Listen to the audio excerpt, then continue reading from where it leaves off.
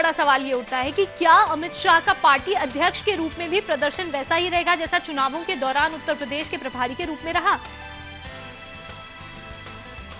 बिल्कुल चांदनी जी, बहुत ही सुंदर और सटीक सवाल किया आपने।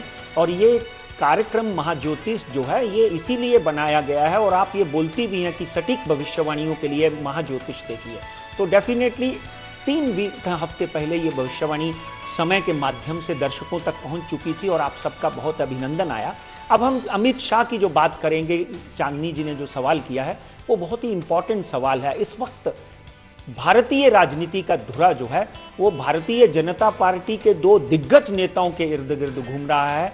सर्वप्रथम नरेंद्र मोदी और दूसरे अमित शाह, उसके बाद तीसरा चौथा पांचवा जो है वो लाइन में लोग लगते हैं। मगर अमित शाह की कुंडली का यहां पर हम अध्ययन करते हैं। 22/10/1964 दिन गुरुवार। मित्रों, ये बातें ध्यान से सुनने वाली हैं क्योंकि यह कार्यक्रम सटीक भविष्यवाणियों के लिए, सत्य भविष्यवाणियों के लिए और आप तक सही मार्गदर्शन देने के लिए बनाया गया है। इसीलिए इसका नाम महाज्योतिष रखा गया। ज्योतिष से भी जो परे है, जिसको महान किया जा सकता है।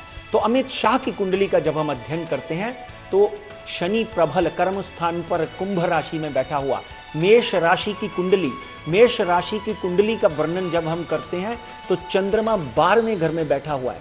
मित्रों, आपको यहां पर 3 चीजें समझ लेनी बहुत जरूरी है।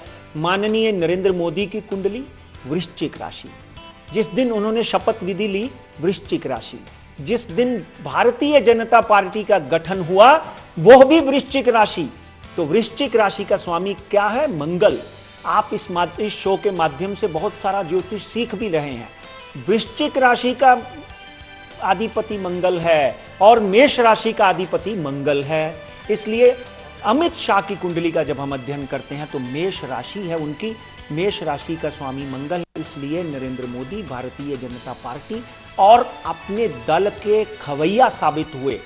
यानी सब ऊपर से 12वें घर में बैठा हुआ जो चंद्रमा है उनको उत्तर भारत में जाकर सफलता देता है। अपने जन्म स्थान से उठकर वो यूपी चले गए, वहां से 71 सीटें लेकर आए। अपने जन्म स्थान से उठकर वो आज भारत का संचालन कर रहे हैं, भारतीय जनता पार्टी के माध्यम से दिल्ली में अपना झंडा गाड़ चुके हैं। इसलिए उत्तर भारत की तरफ आपने देखा होगा कि उनकी सफलता जो है उनको मिली, जिसका कारण ही शनि और मंगल है। पर्टिकुलरली मंगल, धन स्थान पर बैठा हुआ राहु की उनकी महादशा जब शुरू हुई तो वो उनकी उम्र 28 वर्ष की थी। ऐसा समझ लीजिए तब उन्होंने विद्यार्थी राजनीति में यानी शिक्षा की राजनीति में पदार्पण किया और सफलता के झंडे गाड़ने शुरू कर दिए।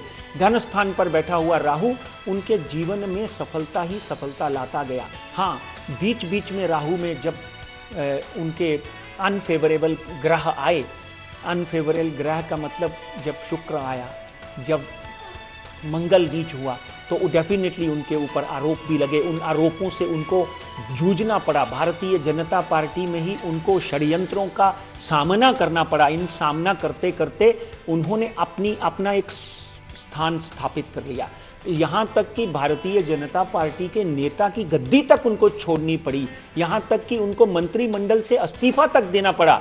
मगर कहते हैं नियति अपना निर्माण करती है, नियति अपना कार्य करती है। लिखे हुए ग्रह दशा को आप तोड़ नहीं सकते, लिखी हुई सफलता को आप बुनाते ही बुनाते हैं। और ग्रह दशा ने उनका फेवर किया। 2009 के इलेक्शन में भारतीय जनता पार्टी के और नरेंद्र मोदी के गुजरात के इलेक्शन के वो संचालक बने और उन्होंने गुजरात में नरेंद्र मोदी को एक बार फिर 2009 में चीफ मिनिस्टर की गद्दी उनको वापस दिलाई और भारतीय जनता पार्टी को जबरदस्त विजय दिलाई।